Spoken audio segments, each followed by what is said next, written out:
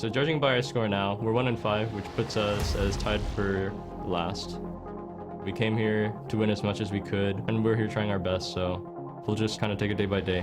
Smithy could steal across the wall with the blast cone. He's going to jump in. And Smithy gets it! The hope is alive as Team Liquid take down RNG. 一开始就觉得就能拿一胜就拿一胜，但是没想到变成6-0，所以是非常惊讶。Gets away, Yasuo in the front line gets 2. For the Forge God from behind, EVS will not go quietly into the night. Keep your eyes on Reckless. He's caught, he's silenced, he's feasted, but he's not dead yet. Finally, Xiaohu takes him down. Ole goes down, Double F follows. Nobody from Kim Zone dies. I'm definitely having fun this tournament. He's slow. My pizza. I have to kill him. He was killing me. Sorry. I just hope we can win even more, so there's even more time to have fun.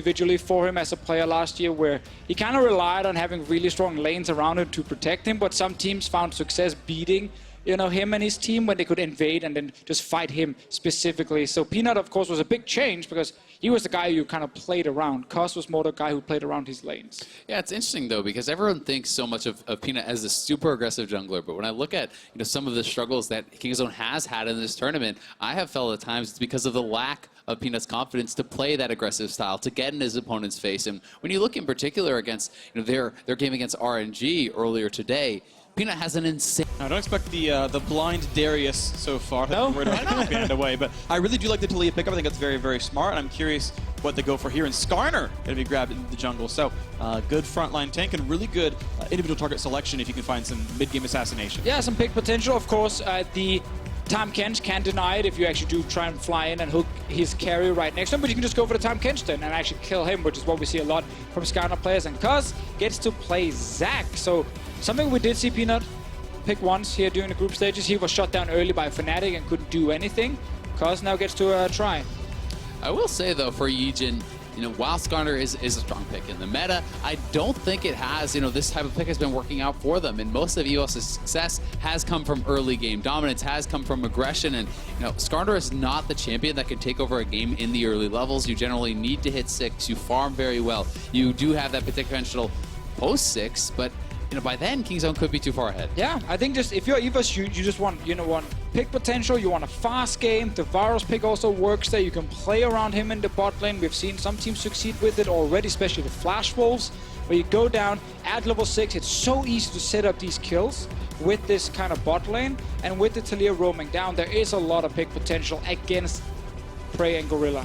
And with the Tahm Kench being blinded, I mean, we saw just last game how you can abuse that, with the Karma support last game, but it can be really any range support. It could be a... Of course, you've got that nice Zoe in the mid lane, BDD, an amazing player in his own right, and let's see what the answer is going to be for Stark on that top side. If you think Skarner has the better early game, maybe they can put some pressure down. It's going to be Kennen! Kennen in the top lane. I want to remind everyone we are on 8.8. The 8.9 patch on live has changed to Kennen. That is not the patch we are on here. But Kennen, of course, I still think a great champion, one that should be very fun. And yeah, pressure top side seems likely. I just want to see if he goes full AD split push, if he goes for AP Kennen builds, because AP Kennen later on is not going to be much of a threat against the Cho'Gath, who can just get early magic resist and then he's going to be fine. But if it is the pure super old school split push Kennen on top side, just perma spam autos against the Cho. And I think that has to be what it is. It makes more sense within the context of this composition. You have Taliyah who can get out there and help you in those side lanes. And, full AP Kennen, against someone like Tahm Kench who can just eat up the Ezreal and actually avoid that entire ultimate would be very risky. And, it has been a lot of their success. You see Stark in this kind of suicide split push type strategy where he's just running down the side lane, pressuring turrets, threatening inhibitors, and that could be one way to really kind of bring it to KZ. We just see EVOS try and do a little bit of what we saw last time, where there's a lot of engage, especially from the bot lane. They found success going towards the lane. They actually left Stark alone the last time they played Kingzone and just tried to camp, Prey, and Gorilla. They can go for the same kind of setup here with the Varus and the Alistar. And then you can see Zijin finding Cuzz. Flash, he's gonna get the stun. He can blob with this one. There's a Cuzz wants to flash away. But is there follow-up damage? Here comes the Drowsy. He's not gonna get the passive. What is he doing? And that's gonna be enough damage. Ijin gets the passive blobs, but first blood and a buff goes over to BDD. Why would you ever do that? I mean, maybe you can win the 1v1, but your mid laner just lived with 3 HP. The pulverize, but he can still smack a minion. Pulls the Alistar right back, and Ronald P has to flash get away. Not gonna be chopped, though. He is the flash forward. Gorilla says this one's gonna be mine. A headbutt back, and the turret is beautiful. And the snipe from Slay, not able to put the shield on. A 1-for-1, well played by EVOS, honestly. Yeah, that was the best they could have hoped for. Cuzz instantly goes down to set up a gank for himself and wants to suddenly be impactful in his lanes, but I think Gorilla went a little bit too far on trying to get the Alistar here. Just take the summoner and you're fine.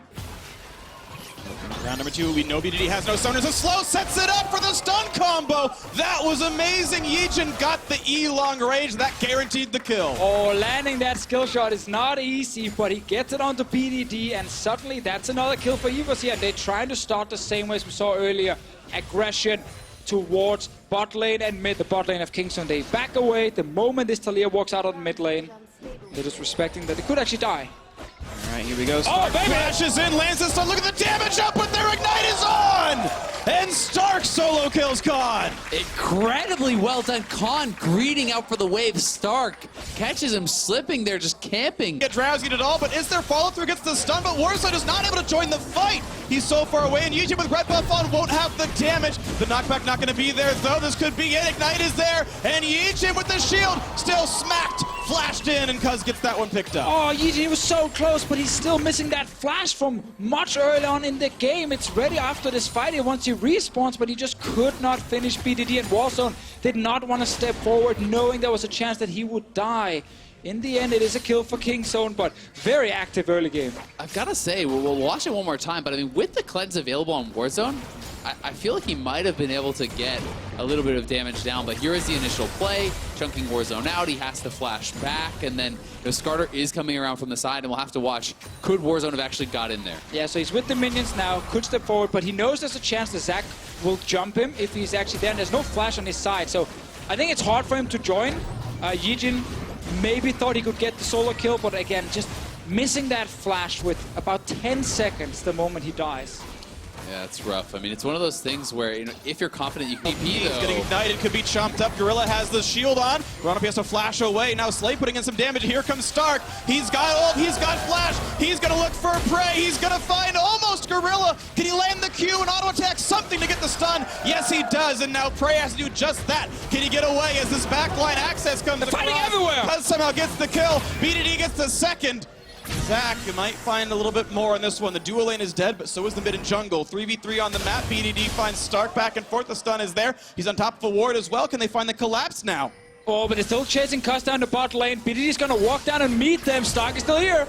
Oh, gets the flash, gets the jump pretty far for this one. Alistar not going to be smacked for too much damage because it's time for Stark to look for this. The flash chase kind of gives that one away. Cuzz re-engages. Ignite is on. That's going to be only the passive. No, he does actually die. It was on cooldown. Prey TP'd to grab the kill. What? A lot of turret damage. Oh, and the Ignite is in! He's got the solo kill. BDD flexing in the mid lane. Oh, it's so good with BDD. Some games he's playing, you know, the team games, all about pushing and roaming. Other games he gets to be a huge carry like this one, and he's just destroying Warzone. Didn't get the one on Stark just yet. I was just gonna say before, I want to see if there's a ward behind Kingzone. But BDD should be able to back away or not. Oh, he's still going to get him. There's the pullback. The damage easily going to be enough. And finally a trade kill in the mid lane. But look at the bot side. Here comes Let's Bounce, and Ronald P running out of health. A quick headbutt to buy some time, but he is certain to go down. Prey gets the credit for all the hard work his teammates did. 2-1-1 there, and now Khan gets some control out of mid lane, almost in range to kill off Yijin. And with that damage coming through, this could be it. And yes, he takes him down. Khan gets his first kill of the game. Cuzz is on the side. He's looking for more. He's going to find it. Warzone's got nowhere to go. Another one comes through to Prey. Third for the game on him. Just such a nice fight back there from KingZone, but EVOS is continuing to be proactive. They are trying to look for these picks. They are trying to get those kills. They know that they have to do it, but KingZone has just been having the answer every single time. Yeah, they've played against them before. They know how EVOS can win a game and what they need to do against it. First pick, Tom. Up yet, but the teleport coming through. Weaver's wall, and they're going to have Cuzz a little bit isolated as BDD's not yet in this fight. Cuzz brings him in, and Yijin's going to fall. Here comes the slicing Maelstrom, but the damage just not high enough. They've got to run, but will it even be enough? Knock back over the wall, and Cuzz can't quite find Stark. Either way, it's 2 kills to nothing.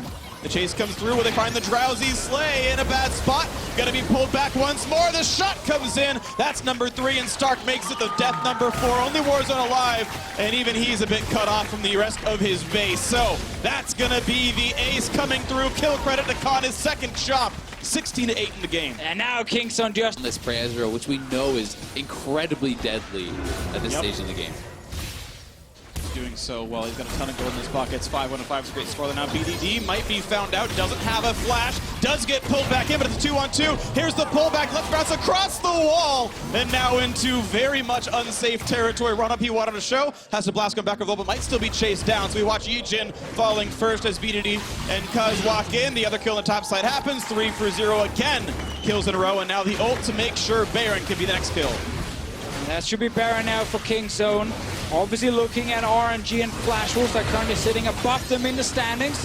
Flash Wolves losing 2 games today, so they're 6-2.